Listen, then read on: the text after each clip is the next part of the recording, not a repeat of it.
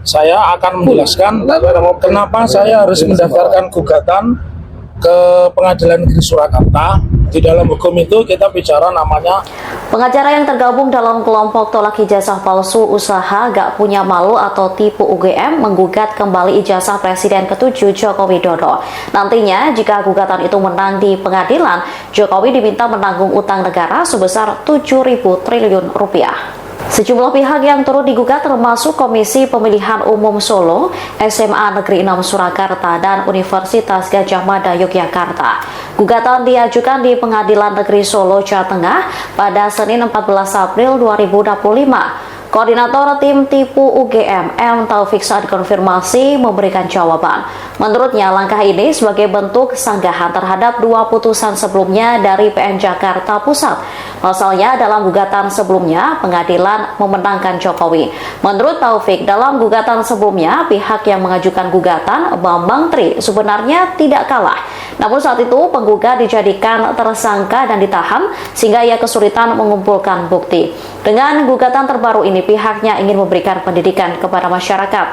Sementara pokok gugatannya ialah Jokowi mendaftarkan diri sebagai pejabat publik dengan cara yang tidak sah.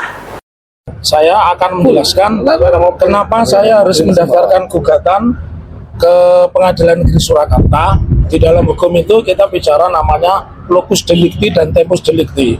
Pertama-tama Pak Jokowi mendaftar sebagai wali kota itu dimulai dari kota Surakarta, otomatis saya mengajukan gugatannya di Pengadilan Negeri Surakarta. Lalu pertanyaan yang kedua, apa yang saya gugat? Rekan-rekan kan harus tahu. Yang saya gugat yang pertama adalah Pak Jokowi sendiri, karena dari tim kami menemukan satu fakta, Pak Jokowi itu ijazah SMA-nya ada yang mengatakan dari laman UGM itu SMA 6 UGM, itu pasti tidak. Kemudian SMA 6 Surakarta itu juga pasti tidak. Dan kami menemukan teman yang seangkatan Pak Jokowi itu ijazahnya bukan SMA 6 pada saat itu, tapi SMPP, Sekolah Menengah Persiapan Pembangunan.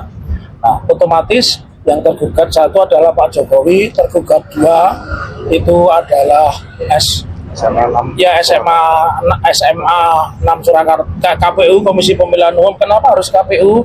Karena KPU harus memverifikasi data. Kelemahan utama KPU, dia hanya mendasarkan pada yang namanya fotokopi yang dilegalisir. Nah, ya. Kemudian yang ketiga berikutnya yang kita gugat adalah SMA 6.